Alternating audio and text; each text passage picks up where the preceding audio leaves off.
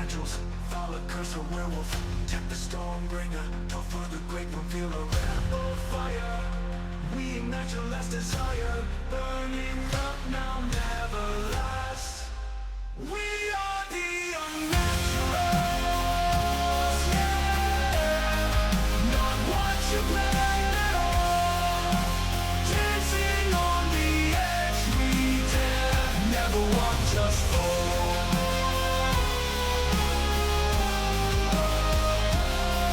For Richie, the paladin of shadow lines drop, the keeper of twilight tea, the arcane jangling in our chaos we live. Take what we have to give, break the pattern wild and free. Your rules mean nothing here. We'll rise above the fear, hunting now, hear our plea. We are the Unnaturals, yeah. Not what you planned at all. Dancing on the edge, we dare. Never watch us fall.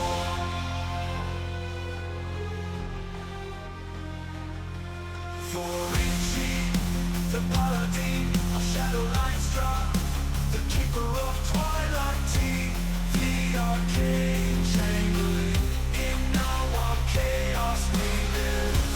Take what we have to give, break the pattern wild and free.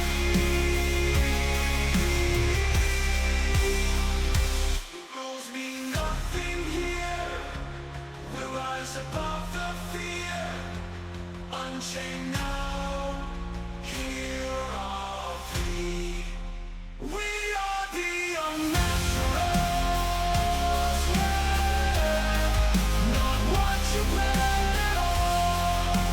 Dancing on the edge, we dare. Never watch us fall.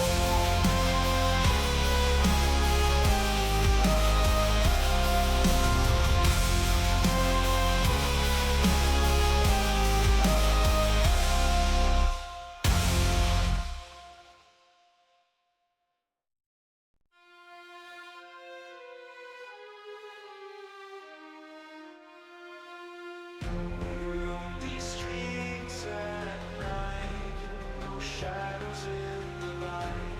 We're the echoes fading fast. We are the Unnaturals, foul a curse, a werewolf, tempt the storm bringer, tough for the great one, feel a rebel fire. We ignite your last desire, burning up now, never last. We are the Unnaturals, yeah. Not what you planned at all. Dancing on the edge, we dare. Never watch us fall.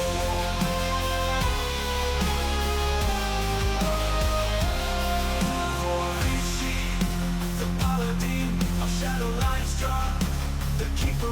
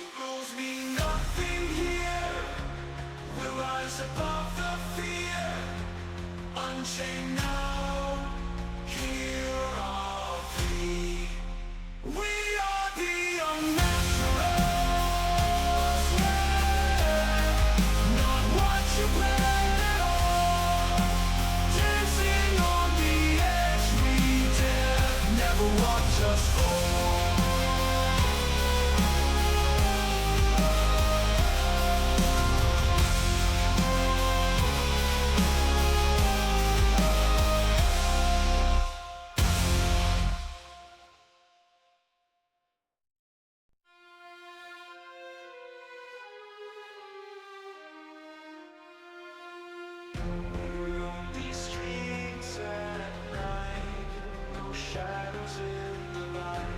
We're the echoes fading fast.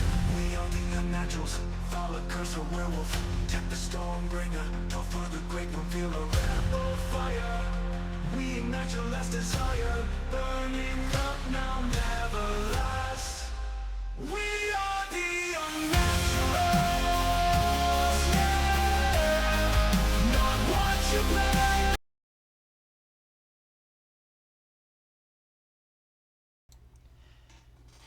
All right.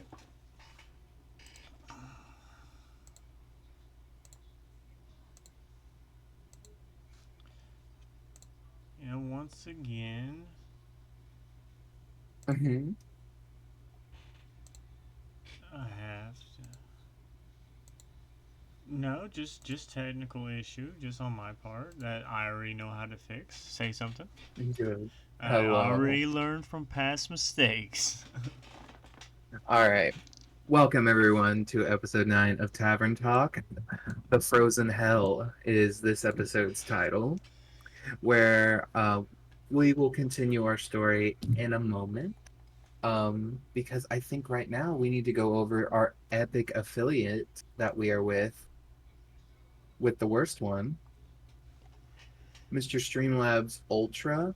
Yes, we are happy to recommend to everyone, all you guys and more, Streamlabs Ultra. It's what we use for our channels. It's how we make them so different and so lively and colorful and personal to us. And a lot of content creators use Streamlabs Ultra as well, and we can't recommend it enough. And if you, we have, what's the word? We were shopping around for many different platforms to use, and Streamlabs Ultra just was the perfect fit, and we can't recommend it enough. And if you use our affiliate link, you'll be helping out the channel so much, and you'll be doing yourself a world of good for your future videos and content creation that you guys will make.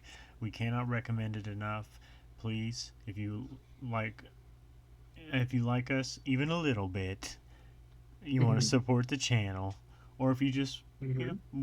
feeling generous, use our affiliate link and go get your subscription to Streamlight Ultra today so you can start making videos today. And I really do, if you use our affiliate link, I really do want you to send us your first video you make with your layout and everything so we can see everyone's different creative tastes. Yeah. I mean, also with Streamlabs Ultra, you don't just get the ability to have the freedom to decide what your stream looks like and everything, but it also gives you access to their Video Editor Pro, their Talk Studio Pro, and their Cross Clip Pro, and their Podcast Editor Pro. So any of those options, other than just streaming games or whatever you may stream through or to, it also, when you do Streamlabs Ultra, it also allows you to multi-stream to a multitude of different hubs, so you can do Twitch and YouTube, Facebook and TikTok all at the same time if you're able to. Or like me, I stream to YouTube and TikTok, and the worst one does Twitch and sometimes Instagram or Facebook. Absolutely. But without further ado, I think we're gonna get back to the story now. Yes, What do you yeah. think? I think so myself. Where You did we think leave so? off? Yeah, where did we leave off? So the party had just got absolutely wrecked in a combat at the Blood Hunters Keep. Val had just claimed whatever bits and bobs were left from a piece of armor and a broken gun, and then they went back to Neverwinter, where they had felled the rest of the young blood hunters that were starting to go rampage mode, essentially on the Yes. townsfolk. and they drove them out of the city. And by doing that, they basically protected the townspeople from an onslaught of recently immature werebeasts of different species and kind. I do want to point out, I was mistaken. We did have a werebear, but it was like a comedic werebear because it I followed the lawful good scenario for it, so it did a bunch of lawful good things, which was just really funny because like it tried to be bad, but it was like a lawful good bear, so it was really funny. But our party, with their capabilities and their ship, they took off to the skies, and the ship was fully charged, and they planar shift to the level 5 of the nine hells instantaneously. They shattered through the realms because the ship is kind of like a dagger. Like it'll pierce through the veil, but not very elegantly. Like it's almost like a dull knife, almost, I would say. So because it's like a dull knife, it sort of like breaks through each level or each plane one at a time until it reaches the set plane that you want it to go to. So they, of course, when they shattered through the planes, they ended up from the material plane to the Shadowfell to the Astral Sea to layer 2 of the nine hells and then to layer 5 of the nine hells. So it was quite the experience for them. They got to enjoy a multitude of crazy shenanigans while they were in mid-flight, such as psychic wind, which can cause unconsciousness and uh, erosion of the mind.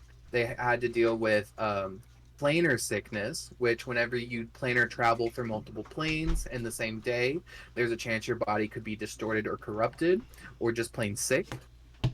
um, they also had to deal with the creatures that they were passing by in certain planes. So they got to the astral sea and they literally saw an astral dreadnought mid devouring a star, which was fun for me to tell them that. It was Was that not. fun for you? It was not. But they saw that and they all screamed and yelled to get out of there, and they activated it again, and that's when they ended up in the layer 2 of the nine hells and then in layer 5. And as soon as they touched down in layer 5, they were immediately hit with the realization that, oh, it's cold, like really cold. Um, and they started taking cold damage until the ship activated its force field protection. And basically, the ship said, I can keep this up for 8 hours. After 8 hours, I will lose power and I will have to land, and we will have to wait until I recharge before we can leave. So it was essentially a time crunch. Like they either needed to find a place to rest within those 8 hours, or they needed to do something else along those lines. So the party members all decide, all right, we're gonna find what we need to find and quick. They end up landing the ship, and they cause it to uh, essentially go into like a cloaking mode, and they stack up on all of their winter gear as much as they can, so that way they are protected from the elements. Yes, I Well, remember. Didn't I take like? I took like a buttload of cold damage. so the cool part is layer 5 is not as cold as layer 8, which is the coldest one. It's either 8 or 7, I Did can't I take remember. a bunch of cold But damage or psychic damage? it was psychic damage from the psychic wind that Yeah. you all have taken a lot of damage from. The cold damage is really here. So layer 5 is akin to like Arctic cold. So it's not unmanageable. You guys just didn't immediately have your cold gear on, so immediately got hit with that initial frost and it felt cold. You guys would have taken cold damage if you had not stocked up on cold gear and like ways to keep warm, because the crew on your ships, basically you told the crew like, hey, guard the ship but stay inside because it's freezing. That's right. And Yeah. so that's why your crew survived, and that's how you guys were able to keep the ship on basically like extremely low power, like battery saving mode, because you guys landed the ship and told it to go into like a stealth mode, so it went invisible. And essentially, you guys got out of the ship. You guys started walking around, and you found like an abandoned town. It was like this very small village, and it was filled with snowmen, Oh and it was yeah, active, and it was actively snowing. I remember. Um, And the other cool part is every so often you guys would see this massive ray of light sort of like sweep across the ground, like sort of like a lighthouse effect. And you guys looked over, and Lanestra just kept feeling something tugging at her. She was like, I don't know why, but that I just feel like I have to go there.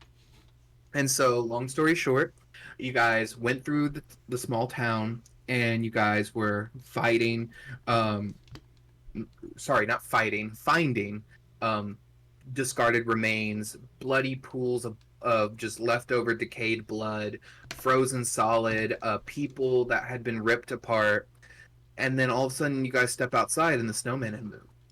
And they were now in front of another house, looking in your guys' direction, but none of them were actively moving. They just were like there already. Yeah, So you guys continued on, and you guys continued, decided, okay, there's nothing for us here. We need to head over to that lighthouse, and it's really far away. So rather than walk, let's get back into the boat or into the ship, and let's take off, and then we can do that. And so you guys were okay. As you guys started walking, you started hearing the sounds of more footsteps behind you, and you guys would turn and look, and it would just be more snow mounds, of course, like as if like it had been snowing more and more, but just snow mounds. But then yeah, we didn't I like believe that. it was Kat. I believe it was Kat because she has the highest perception in the entire game. Um, Yeah, she clocked that there were no longer snowmen in the town, and Kat made this aware to everyone and said, "Hey, um, those snowmen are missing." And you all kind of turned around and said, "Excuse me?" And yeah, all the snowmen were gone, and you saw more of those snow mounds moving toward you all, like actively moving toward you, and you all kind of looked at each other and just said, that's upsetting. "God." And you all said, "Devil snowmen, really?" Yeah, it Because that was. was the first response, and then yes, you guys basically got attacked. But as you guys fought through these like a weird mixture of like the outside was snowman and snow like, but the inside, as you cut into them and you killed them, they would actively bleed red, and they had viscera, and they had bones in them, like as if they were like human bodies or a mortal body of some sort. And you would cut into them more and more, and the fight was weirdly difficult. But Not you guys weirdly, eventually it felt like it was designed in such a way. it's almost as if like they were being healed from just being in the cold. But um, as you guys fought them long and true, you guys ended up finally winning. After winning that fight, you guys basically examined the corpses and found out that they were a weird multi-hybrid of a devil and an elemental.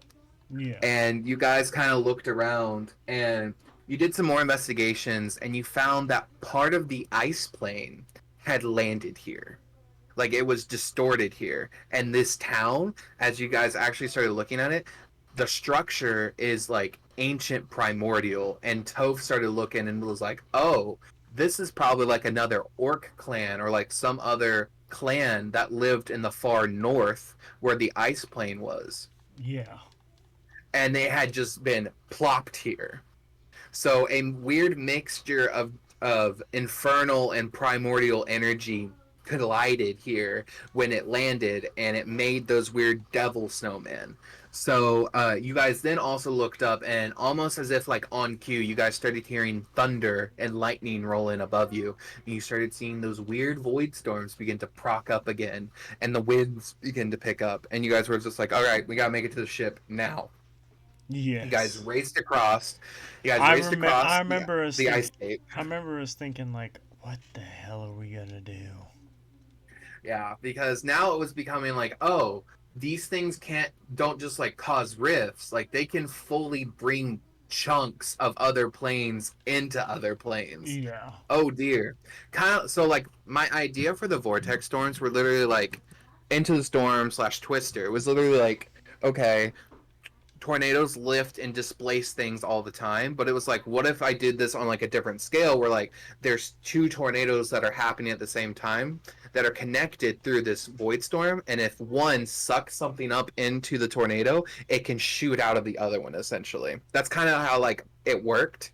It was like a weird sort of like plane shift ass spell that was happening through these tornadoes, and I thought it was a really cool like spell, like magical effect thing. I thought it was really fun. I'm sure you But did. but essentially the rest of the party, you guys raced back to the ship. You guys get on the ship starts up, you begin to fly up as the storm rips through what's left of that town and completely sunders it.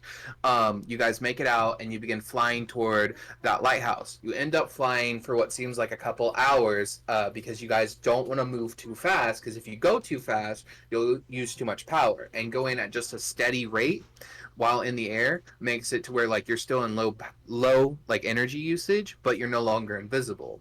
So you'd be using the same amount of energy if you were invisible, and you're just like, okay, this is what we'll do. So the ship was moving at basically, I think, 60 movement per turn, if you wanted to like get like the specifics. So essentially like 120 movement per turn because you were dashing with it, to be fair. I don't remember. Yeah, so it was like 120 feet per turn essentially, but we didn't actually have turns because they weren't in combat. So it was basically as fast as they would been able to move if they didn't have to do difficult Yeah, terrain. it was basically haul ass.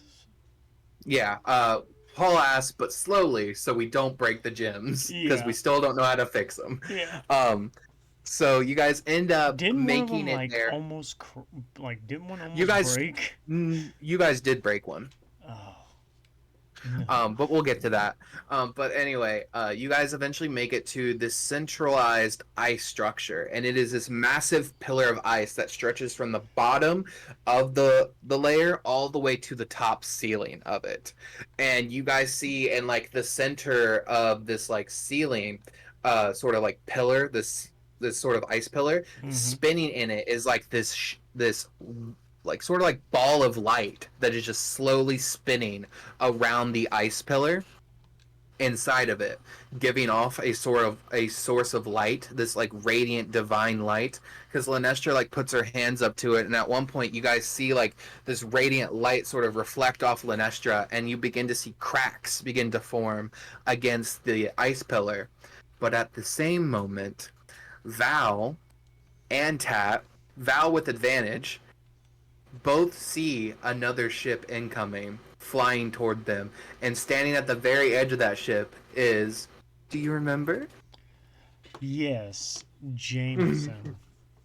He is in his swashbuckling era. Yes. He is in his pirate era right now. He fully has the hat, he has all the gear on, and he is looking straight at you, and he is flying not at you guys actually, but to the centralized ice pillar. And you guys are just like, because you just see him sort of like sweep past you guys in like this ship in like a fast motion in a very agile ship. Yeah. And he kind of looks at you all, gives you all a wink, and then says, I'll be taking this if that's okay. And he begins to climb up the ice pillar with a couple of his friends, and you guys are just like, we gotta go, because Lanestra's like, yeah, Lanestra's like, I'm not losing this. This is from my god. That's not happening today. And so you all engage the ship and you begin to fly over there as quickly as you can. Lanestra, at some point, she gets flied by her. She can start flying because of her Twilight Cleric abilities, and she jumps off the ship into the darkness, and you begin to see her take off into the sky. You mean T? You mean T's? No. Who? Oh, Lanestra. Lanestra, yeah, she's a Twilight Cleric / That's Paladin, right, so that's she right, had the yeah. ability to fly in darkness. That's right. So she takes off and she starts flying, but the issue is every I believe I have it set to where it's every 4 turns essentially, the light will be on a different direction, and the light itself is 120 feet wide.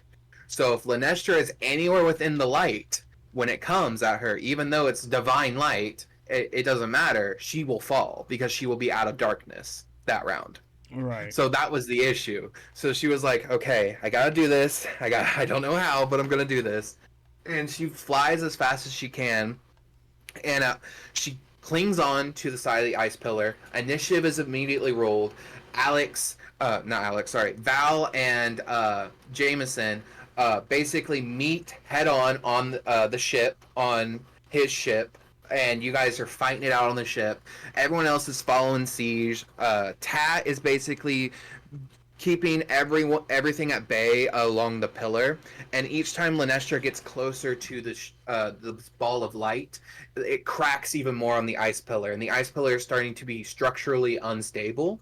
You have Toph the barbarian that just that literally goes full send at one point during this combat, Oh and yeah. just cracks the ship against the ice pillar, and you see breaking it in two essentially, and the ice, that like light ball, is still floating around while chunks of ice are falling around you all, and you guys are still in combat. Jameson, I think, gets you nearly killed. Like, you were fighting Almost like Jameson by yeah. yourself. I was Yeah, you were 1v1 in him, and I pulled out all the stops. I went Lycan, Terra Lycus, and then everything. yeah, I hit him with the blood maledicts. I hit Hmm. him with the crimson rites. I hit him with Hmm. celestial magic from the warlock pact. I was like one of us was going to go down, and And the like scary that part, was it. yeah, and the scary part about all this though is you were using these blood maledicts and these blood abilities, but you didn't know this, and I wasn't telling you this, but he was actually immune to all of that additional, any damage that comes from your blood curses. He was immune to it. He wasn't actually taking that damage. You would roll for it, and I'd be like, okay, that's cool, and he wouldn't take it. So Yeah, the only damage he was taking was from your sword or from your warlock abilities. But then finally, Verici jumps down and he starts helping you, and then it becomes a 2-on-1, and then you see some of his like more or less lieutenants come in, and they start helping fight against you because Lenestra and Toph, your main tanks, aren't there. You guys start losing fast. Tat has to stop what she's doing and kind of look over at you two and begin blasting them with spells instead of holding back the other horde of like lesser enemies. Essentially, it was like a lesser enemies of like I would say like around like level 4 blood hunters, essentially, that she was essentially holding back by herself with her powerful spells. yeah, And T kind of had to like stop helping Tat as well, and just went like, oh crap, and he had to cast heal on you a few because you were times. he had to, yeah, you used all of his, I think you used all of his 5th and 6th level spell slots on just heal. He couldn't use any damaging spells with you because he was just like, I gotta keep you up, Yeah. because it was just a terrible sort of like Jameson was rolling so good against you, Oh, like he it was wasn't even funny. 100%. Oh It, yeah. and the fact that like it was funny because like the first time you walk up to him for initiative, and it's his turn, you're just like, all right, hit me with your best shot, and I rolled 2 times and I hit you twice, and you're just like, okay, okay, that's his 2 hits, and I'm like, okay, my third hit, and then you guys went like, excuse me, and I went like, yep, so his third hit, and then I immediately went like, all right, action search, that's 3 more hits, and then I went like, okay, hasted, all right, that's 3 more hits, and you were just like, this could be a problem because, Yeah. mind you, Jameson hadn't werewolfed out yet at this point. He was still in human form. No, While he wolfed no, out. not until after Verici hit him Oh the yeah, first that's time. right. Oh And yeah. so this was at the very beginning, he was still in human form. Also, while this was happening, Lenestra and Toph, who were actively climbing up a shattering ice tower, were being chased and fighting that one sort of dude that was nearly untouchable, that had like the multiple selves, as well as the haste and all of those like additional effects on his armor, that was just making him really hard to hit, and he was basically blurring his way up to the top, and Toph and Lenestra could not hit him, so all Toph could finally do was just fully grab him, look at Lenestra, and just say, go for the light. And Toph grabbed onto him with a grapple. I did not roll high enough on my strength save or on my athletics check to break out of his grapple. and Toph and him just went off the pillar and just fully started falling. Um, while Lenestra kept climbing. At this point, that's when Varici jumped in. Varici hit Jameson hard. I think he really dealt some heavy damage to Jameson because Divine Smite plus Branding Smite on his first hit. It was close to I think in his no, you're good. In his 2 hits, I think he dealt 70 damage to Jameson, which in all was the most damage he had taken in one turn from a person. It was 70 damage in one turn Yeah. to Jameson, and Jameson was like, "Okay, this is how we're playing it. Got you." And on Jameson's turn, he then bonus action shifted. And Yeah. do you want to describe Jameson's demonic looking, or sorry, infernal looking werewolf form? Yes, from my recollection, it was a black with reddish, like putrid red fur with Mm-hmm. spines and did he have wings? I don't remember. He did not have He did wings. not He have just wings. He had had like large spines coming out, and like he looked in like instead of 2 eyes, he had like four. Uh, Mhm.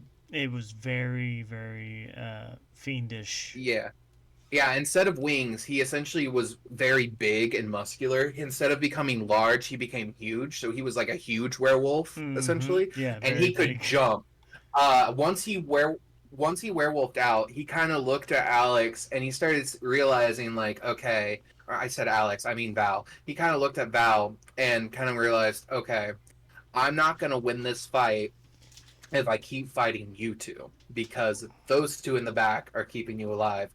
And I remember he looked at you both and he was just like, catch me if you can. And he jumped. You tried to sentinel him and you missed. No, You I could know. you Hey, didn't we locked him down. He couldn't go anywhere.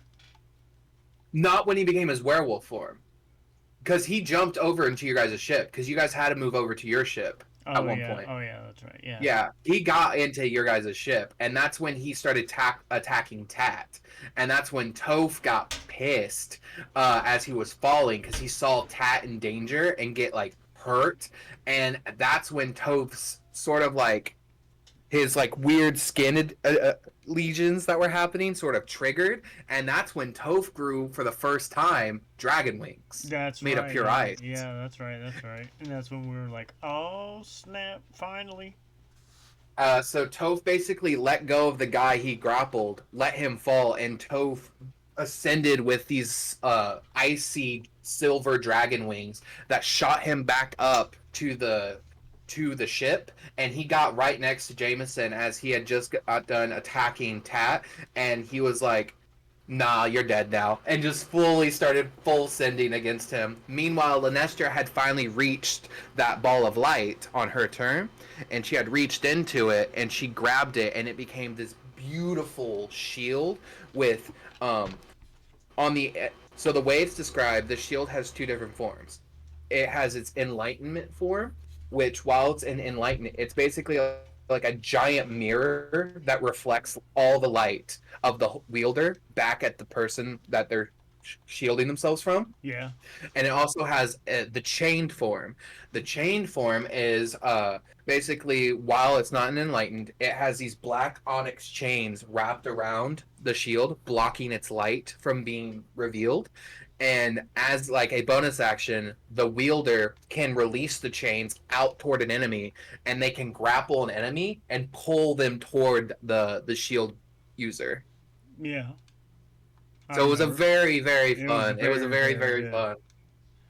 fun. And Lenestra had jumped off Oh of the yeah, ice that's pillar, right. And and I she then used the ability, and she used it on Jameson to pull herself into Jameson. yes, and I had the potion.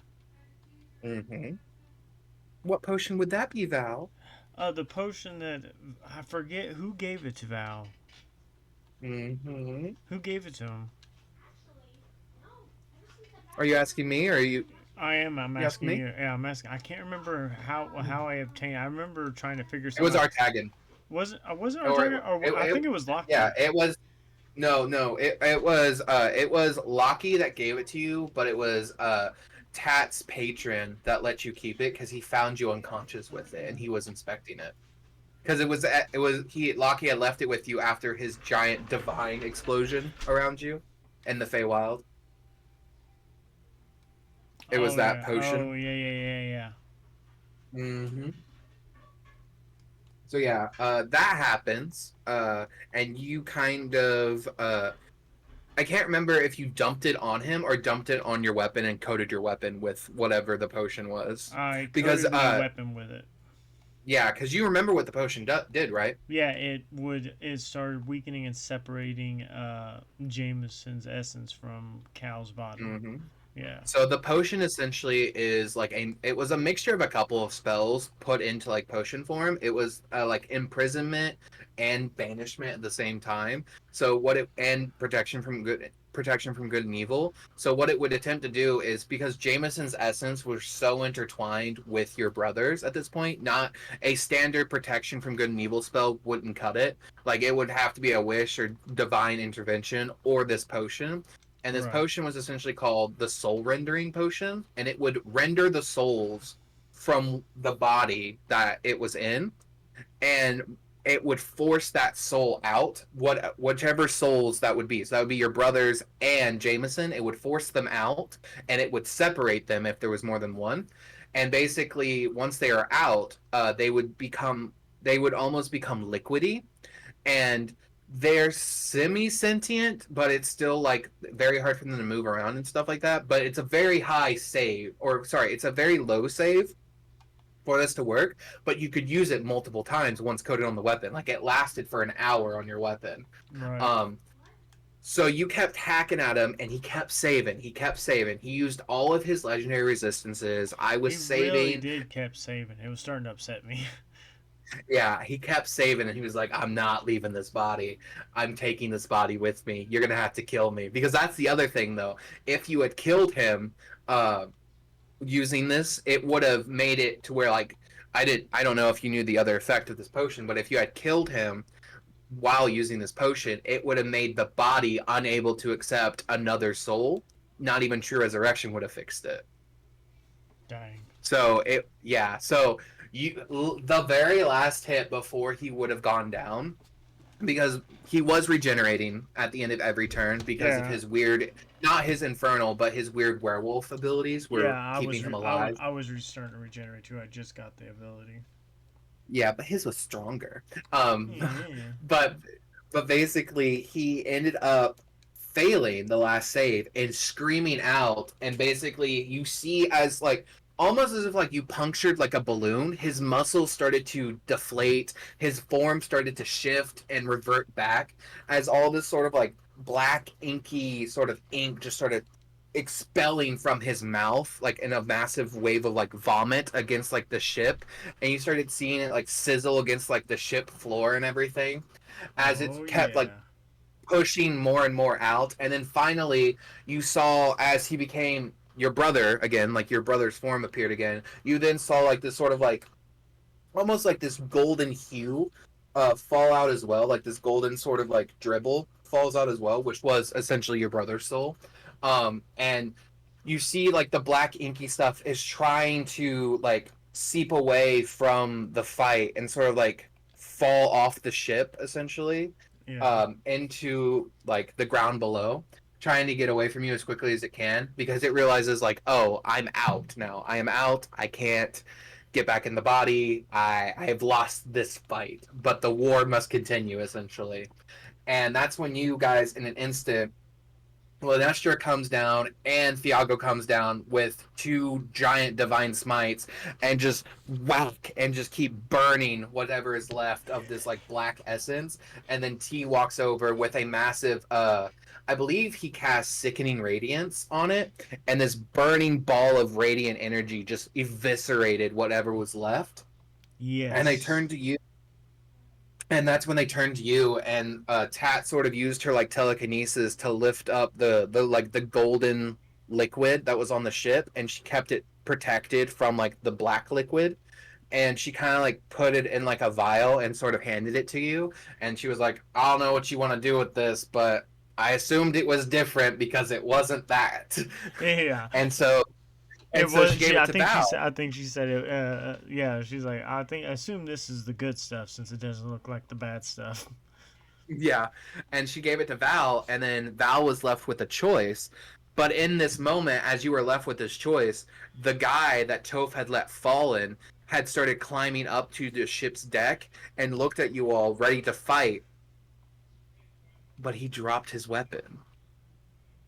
Do Oh, you remember what happened next? yeah, the haze over him was Mm-hmm. lifted. The control that Jameson had on all the newer blood hunters now and uh, Mm-hmm. was gone, and Yep. he was unsure what he was doing here. And all of a sudden, Val hears from underneath this fully plate armored person, and he hears, Val, what am I Yes, doing here? And it, Val just kind of looks at him and says, Who are you? You're yeah, just trying to kill us. yeah, and then he took his helmet off, and it was Cal, my brother, who's on the ground right now, freed finally. His husband Mm-hmm. Nathaniel. Yep. Um, your your brother-in-law, for all intents and purposes, who Mm-hmm. was one hell of a fighter. Um, because his armor, they later found out after Alex explained, Nathaniel is an artificer. So his artificer is he's an armorer or yeah, he's an armorer artificer. Mm-hmm. So his armor is decked out with enchantments galore. He has on his boots were boots of speed or haste. His armor was armor of blur, and he would cast mirror image on himself, which mirror image is not a concentration spell. So a blur and mirror image alone made him basically untouchable It was with so added hard to hit haste. him. Yeah, with added haste, it's just additional AC on top of that. He was basically not able to be hit, The only way you can which hit is him is why with a he was crit. so hard. Yeah, essentially, like his AC was so high. Even with a crit, though, one of his mirror images could take it, though, which made it even worse. But yeah, he kind of looked at all of you all and said, um, "Where am I?" Because he was completely confused. He was like, "The last thing I remember is seeing Cal," and then he kind of looks at the ground and sees a dead Cal, and he's just like, "You did it again?" And that, I think, that moment right there was like the moment Val was like, "Oh God, I really just killed my brother again." In front of yeah, yeah. That was In front of that was his awful. husband Yeah, again. that was awful. And he You kind seem of to just have a looks at habit of you. that. He just kind of looks at you and just says, I mean, I know this time you didn't have much of a choice, but Yeah. I yeah, it was like a mixture of like I've grieved for this person and now seeing that they were alive again but being controlled by someone else and they just died again. I don't know how to feel in this moment. He felt empty. Like I'll just put it that way. Like he didn't react. It was more like an emptiness, Yeah. which so he just couldn't figure out how to react. And then that's when you holding that vial, it was still your choice, and that's when Loki sort of like whispered in your ear, "Do it." Yes, and I took the vial and I gave it to the slipping away cow, and his stillness took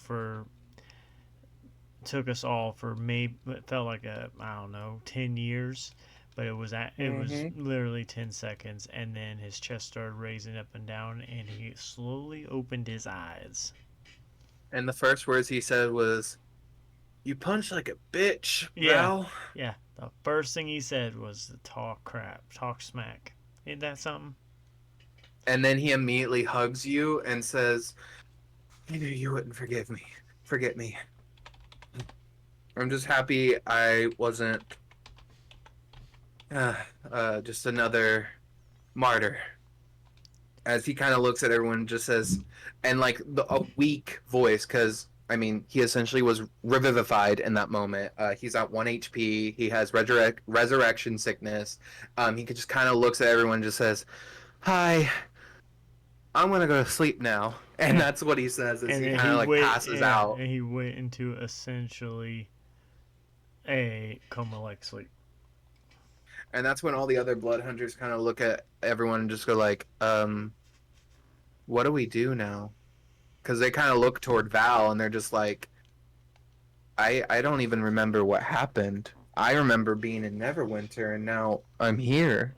Yeah, and yes, and that's when Val took up the seat, if you will, as head of the order, and Mm-hmm. would find the newly cursed, train them, find the ones that were under the control, and Mm-hmm.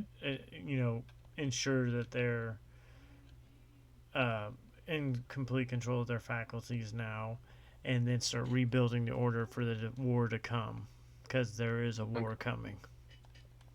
Yeah, and so after collecting everything and kind of collecting themselves, I believe Lenestra and T hopped into one ship, and they basically took both ships back to Neverwinter. You guys eventually make it back to Neverwinter. Nothing else really happens in that moment other than the fact that right before you guys leave, and everyone's in their rooms waiting, and it's just the main party.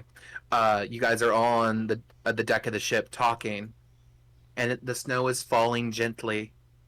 Everything stops completely, Oh God, I forgot about this. as if frozen in time. And you begin to hear the sounds of like bones cracking, and then a clap, an applause. And you see standing at the edge of your ship a more full standing, less raggedy, less haggard person turns to you all, and you guys instantly recognize it as the person you guys woke up from Barovia, uh, and the guy that introduced himself as what was the Cold Raven, but since that name is no longer in existence, Vecna. And he turns to you all in this form and says, "Hello, my,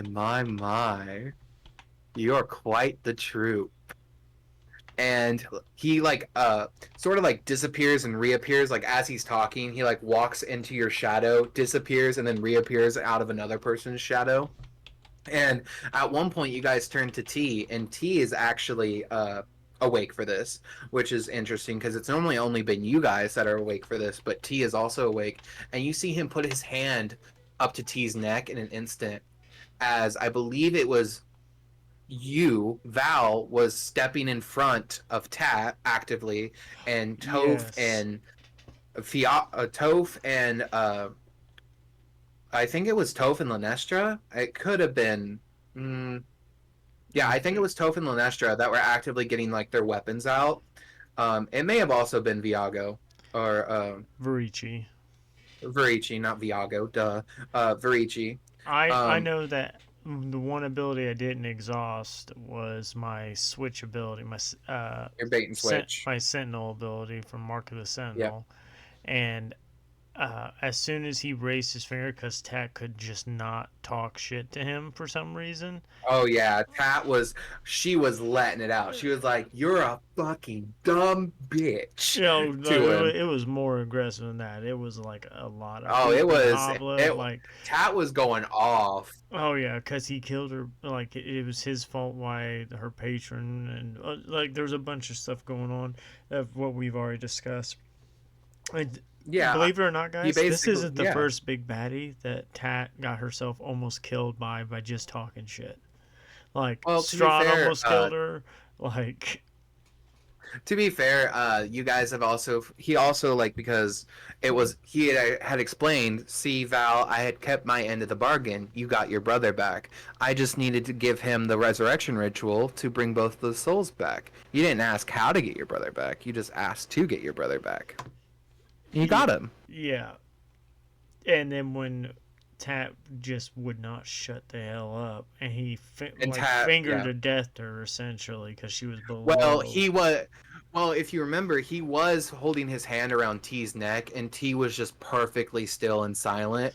And you could start seeing the effects of Finger of Death begin to appear on his finger as he was talking. And he was like, "I could just end one of you right now, Yeah, and I was pretty luckily quickly." healed above 100 points, and as soon as he marked her basically for death, Val instinctively switcherooed her with his Mark of the Sentinel, swap places to take the hit, and boy hmm did I take a hit.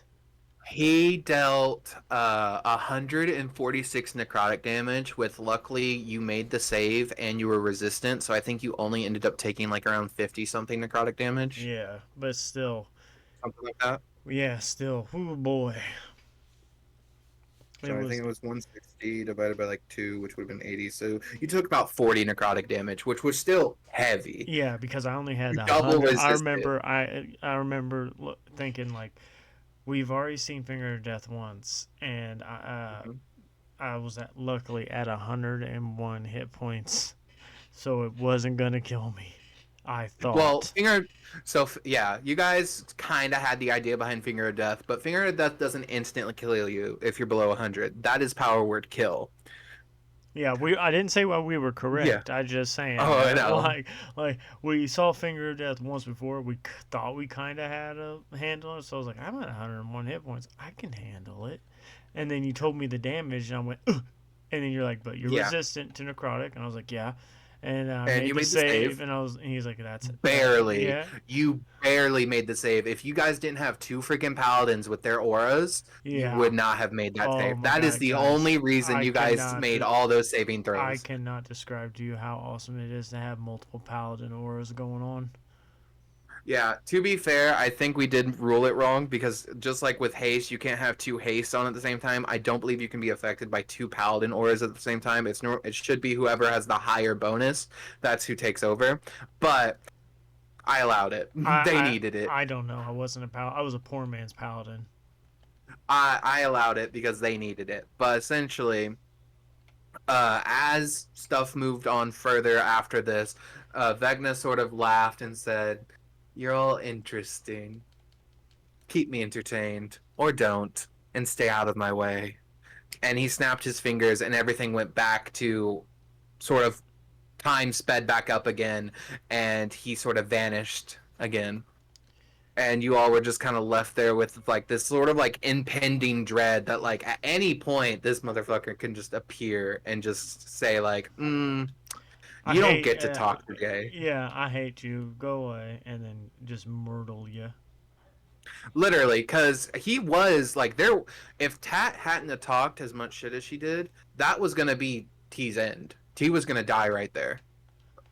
Yeah, If you sometimes. didn't know that. Yeah, sometimes it just works. You know what I'm saying? So Tat saved T's life, if you didn't know. So like from a player's perspective, T was going to die because I had already rolled Finger of Death's damage. I just needed to roll like the saving throw or the two hit. I just wanted to see if I could kill T, and I had more than killed T with Yeah. Finger of Death. Oh wow. And I was going to look at you all, and he was just gonna just in the most nonchalant way as he pulled his hand away, just cut into T's neck and just a small little slit, and then you would have seen just expanding all over him, his veins darkening, his face becomes withered and old. He drops whatever he's holding and he slumps to the ground and resurrects as a zombie under Vecna's control. That's what was gonna happen. But because Tap wouldn't shut the fuck up and kept fucking bashing him, he was like, "Nah, I'm gonna show you my power." And that's luckily you bait and switched with her. You're Yeah. you're you're lucky. You're lucky. You're a lucky duck. But I didn't feel like one, but sure. the party ends up making it back to Neverwinter, and I think we'll continue with the story next time. So I think it's about the time. Yeah. As a player, do you have any questions for me about this session or about the Dungeons and Dragons, the Unnaturals game Yes. that you need answered? So you finally got to the point where you have the bad guy front and center, full with everything. You finally have the final act, the setup, what you want to happen, where you see the general direction that the story is going, and what what was your hopes in that moment? Was it just to we're finally here, or I have a couple of ideas on how they're going to approach this, or was it just like, well, let's wing it and see what happens? Are you talking about like the moment when like Vecna appeared? What I was Yeah, thinking, or like the moment after Vecna? the moment that he was Hmm. like you finally have Okay. him front and center as the bad guy. Did you have a clear vision on where the story was going to land, like beat for beat, or was it just like, well, I got a vague layout. Let's see what choices will the players will make, and we'll Hmm. bounce off each other, or was it just like we're winging this thing? I don't know what he's doing, but I'll put it together. So Vecna was basically, if it wasn't obvious, he wasn't actually there, which was another scary part. Like they then found out like he was astral projecting. So Vecna was astral projecting to the nine hells and could still cast all those fucking spells on top of that, Which we hate. which was awesome for me. So We that's hate what so was much. happening there. Um, what I had planned for him was the fact that like I wanted you guys to feel like he was keeping eyes on you. Like I, some way somehow he knew what you guys were doing, and it was literally like right after everyone went to sleep, and it was just you guys that were awake when he spawned in. So I wanted it to be as obvious as possible without blatantly telling you like, oh, there's a traitor amongst you guys that's literally reporting to him, or at some or somehow he is keeping eyes on you. You guys Right. are not sure how. So I wanted that like uneasy tension like on the ship and like just in general, like you don't know who to trust. But also it's funny because I can tell you now, when Val had asked how to get his brother back and everything, um and Vecna said or Val had asked Vecna, help me get my brother back. Um the potion that Loki gave you, Yeah. Loki would not have found without Vecna's help. Oh, that's not good. We don't like that at He, all. yeah, Loki didn't know that this potion came from Vecna. It was only displaced long enough for Loki to find it, and that's how he found it. We don't like that at all. So, had Val never asked how to get his brother back, it would have been much, much harder. But Vecna sort of stepped in, and that's where the potion came from. So that was Vecna keeping his end of the bargain, as well as you may also not know this because I mean you guys had no reason to ask this. The resurrection ritual that they got to resurrect Jameson into the body of Cal, as well as pull Cal's soul, like forcefully pull Cal's soul, because as some of you may know, pulling someone's soul back via resurrection is a big no-no. Like the spirit has the final say normally. This resurrection ritual was different. It dragged the souls back into the body. That resurrection ritual was given by the followers of Vecna to this group. Yeah, it was not It great. was it was planned from the beginning because when Vecna started talking with you, Val, that's when he reached out to his followers outside of Barovia and basically said, I need you guys to do this so that way this dumb wolf will do this. That's not cool. So that's what Vecna was doing because he knew what Jameson wanted, and because I mean he's Vecna and you're in Barovia, he has access to your dreams, and he could see what Jameson was doing in your brain, and so he was just like, okay, okay, I see you, I see what to do. But yeah, to more or less answer it, I was like, when Vecna spawned in, and it was really to show them like obviously to get them feeling uneasy, but also to show how strong Vecna is now that he's like more or less at full power again. And Right. because before he was not at full power, he was much weakened state from years upon years of basically imprisonment. But he's at essentially full power now, and yeah, I just wanted to show off how absolutely utterly powerful he was with a mixture of time stop and plane shift and astral projection and the powerful like necrotic energy attack that he can just blast at you at an instant.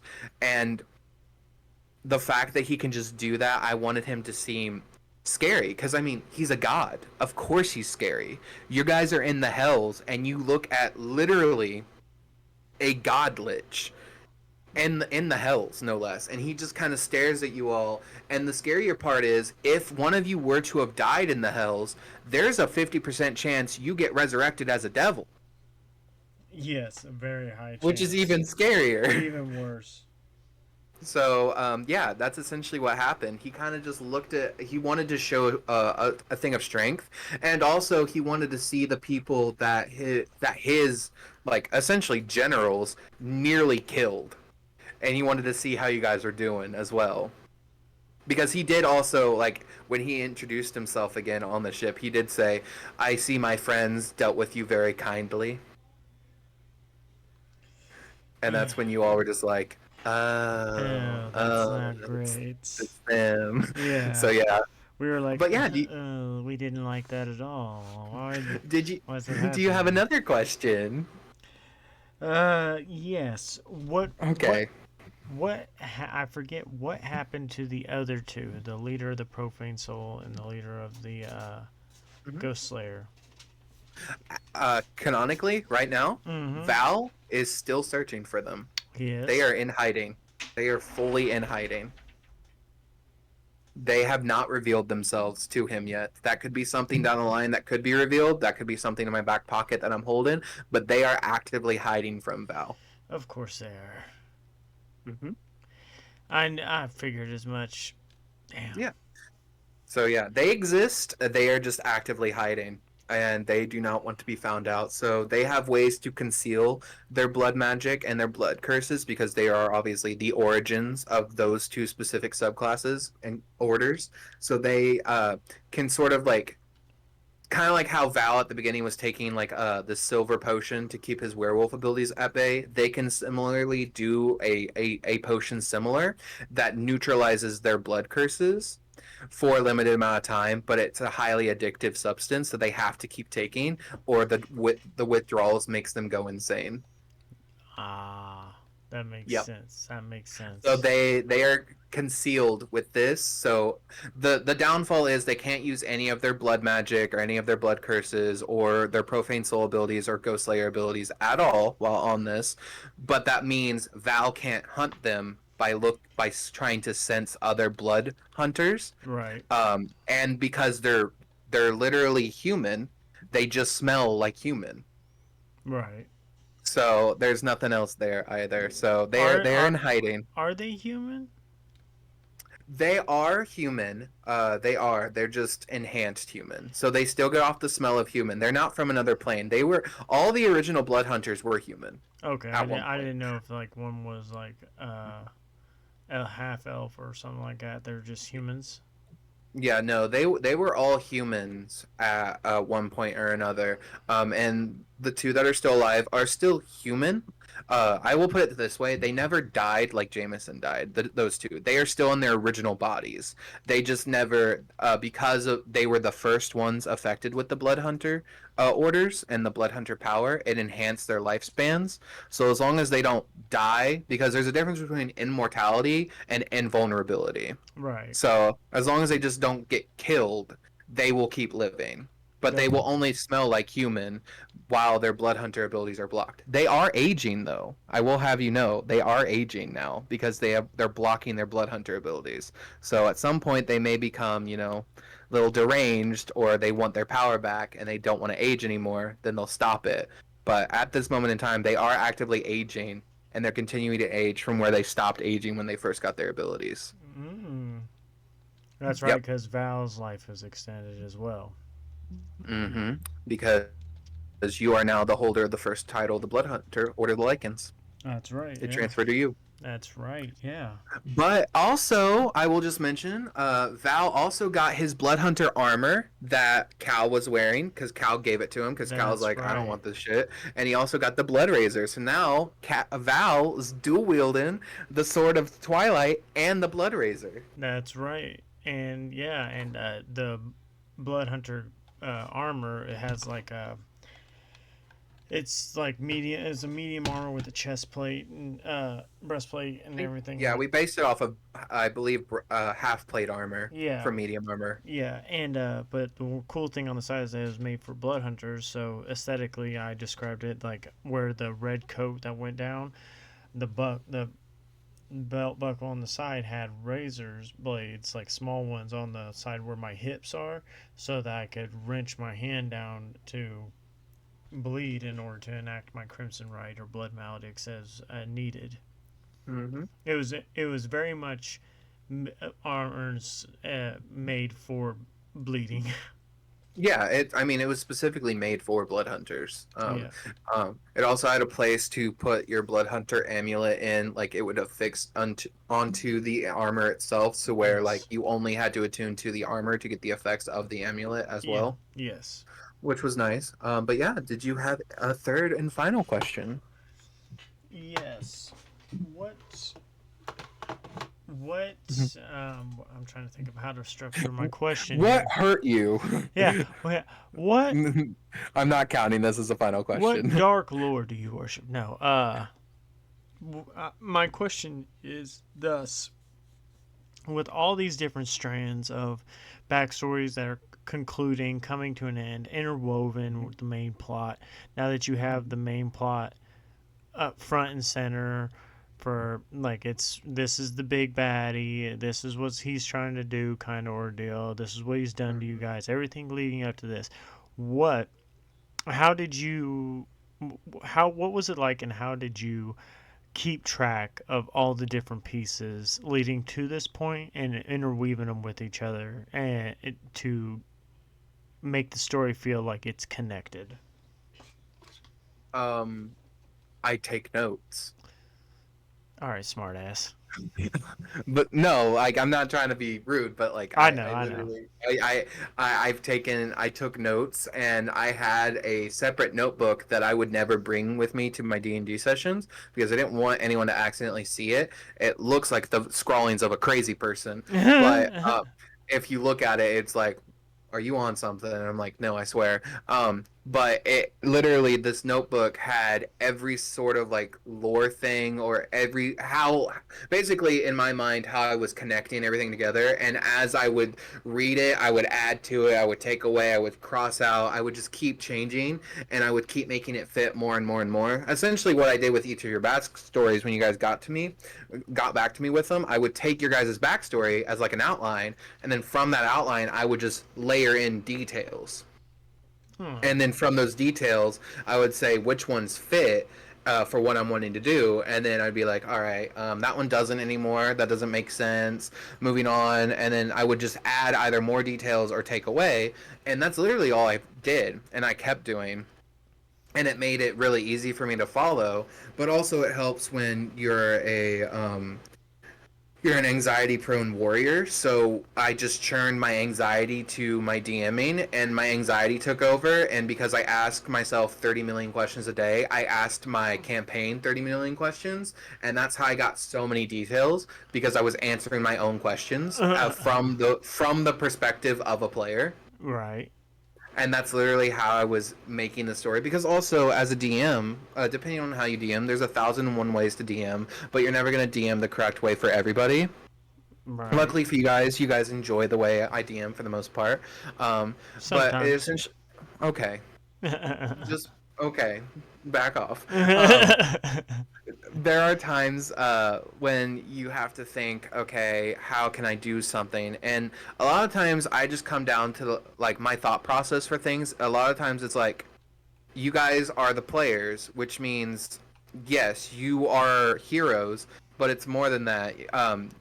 Whenever you think about it, you guys are literally a bunch of sort of like fate sort of happened, and you guys are now the center of everything, which to anyone else it would just be like, wow, this is a huge coincidence. But it is a coincidence, but out of game it's like, no, it's being structured this way because you are the player, and because of this is like a quote coincidence to everyone else living in that world, and maybe to your character itself, but to you it's like, no, this is being structured to you specifically because you are the hero, you are the ones meant to save the world, because you are the focus. Essentially, that's how I do it. So even if like you guys make characters that aren't heroes or are villains or stuff like that, the story is still structured around you all, and there's going to be a lot of things structured around you all because I want everything you guys to do to have impact over the story. I want it to be like they're these random people that fate itself just seems to rewrite around them because it does. As the DM, I'm like, okay, they're doing this now. This happens because they did this. And I like that. I like making it to where like it makes the players feel like they're in charge of their own story and their own agency without taking or adding anything more to it because I don't like taking away things that you guys can do. I mean, I let you dual Do wield long you? swords. I took the feat to do so. It don't matter. Yeah, it wasn't that you let me. Is that you specifically said you could dual wield if you can take the feat in order for you to dual wield two long swords. And I went, okay. Don't act like you didn't think about that. I did. I was like, wouldn't it be cool to dual wield these weapons? And you're like, yeah, if you take the feat. And I went, Yeah, okay, I'll take the feat. yeah. I mean, so you got to be, the ability to dual long swords, as well as let's not forget the abilities that your swords possess you, as well as your armor. That's You right. got, I mean, and then on top of this, we're leading into the arc now where Varici is gonna get um officially able to communicate with Lathander, and boy, oh boy, Oh do my I love god. Lathander. Dude, I can't, like, alright, listen, So everyone everyone out has a there different that, way. well, hold on.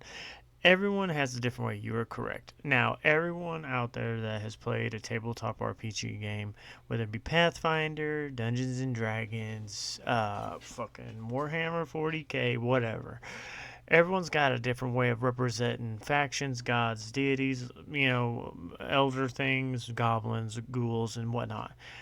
In our game, and I don't know why, the god, the one in charge, like of the good gods, like To the be fair, he's head of not in them. charge. Well, He's not in charge. he's the It's head. Bahamut and Mistra that are actually in charge. Well, and Lathander is just, yeah, he's like the head there. of, like, yeah. But anyway, anyone who knows D&D Faerun lore, Lathander, the Dawn Father, whatever you want to call him, he is like the god of the sun. He's like the head dude. He's like, Got a rebirth, renewal. yeah. So like he's very important, depicted like, face like a sun, posing warrior. Like he's a god of the sun. Our DM and our paladin who worships Lathander decided that Lathander, the Dawn Father, Lord of the Sun, would be portrayed as a beach bro. Hey, now it was It perfect, and he it was the greatest was frat. He was the it, greatest frat president. You could rush his fraternity Oh my god! forever. And for all those that are like, for people that don't know, like our paladin Varici, he He made was a he was a gym bro. Like he decided that he was making a gym bro guy. So like his armor had no sleeves or like things on his shoulders. It like he was a gym bro. And check his he was a out. Brodian. He was a Brodian, is what he called himself. He's a bro here. He's from the Brohiram, and he Yeah, created his own church, paladin and training it church was a it was a temple temple called the Smite Factory. called the Smite Factory, and his slogan was "Smite makes right." And Yep. also, where there's a hole, there's a way, but that's a different story. But Hmm. he, so like he was very much a bro paladin. Yeah. And then so like he and the DM just said, you know what? There's a reason you're this way. It's because your god is the frat boy, Influencer. Yeah, is the bro. influencer. Yeah. Oh yeah, when they got back to Neverwinter, and we'll have those moments that happen when they communicated with their gods. But when it got to Varici, and he was like, "All right, Lathander, Tell me what I can do. I don't have a vestige. Everyone else does. I need to help them. We need to figure out a way because also things are going to be revealed on what they can do to deal with Vecna. That's going to be revealed via through T/Mystria. But that's going to be next session, next episode. But when I got to voice Lathander, because he was reaching out to his god for the first time in a while, because he had always said like, I pray to Lathander, I follow Lathander, blah blah blah blah blah, and I was like, yeah. Um, his god Lathander, I just remember looking at the table, smiling ear to ear when I said, "Hey, bro, how can I help you?" Yeah. Oh my And everyone god. just went like, who is this? And Varici's head, I just said, this is Lathander. He's like, hey dude, I've been catching some sick waves over here since you turned on the water plane. How's it going? Oh my gosh. Yeah, it And was. Varici lit up. He was just like, oh my god, this completes me. And I was like, perfect. But that'll be for next session. Yes. Uh, how about you take us out, worst one, just like I did with your brother? Oh my god. Thank you all again, guys, for joining us for this session's Tavern Talk. And we want to, just say that we appreciate and everyone's support, all the views and the subs and everything on YouTube, getting us to where we are. We're almost about ready to reach that threshold of our goal, and it's all thanks to you guys. And please, we still want to grow more. We're trying to get to this goal point, and if we do, great things are going to happen, and it's all thanks to you guys. We can't thank you enough. And I also got to bring up, like I said before, and I'll say it again, we can't recommend Streamlabs Ultra enough. Mm-hmm. Please use our affiliate link and start your content creation journey using our affiliate link with Streamlabs Ultra. It is worth it, I promise you.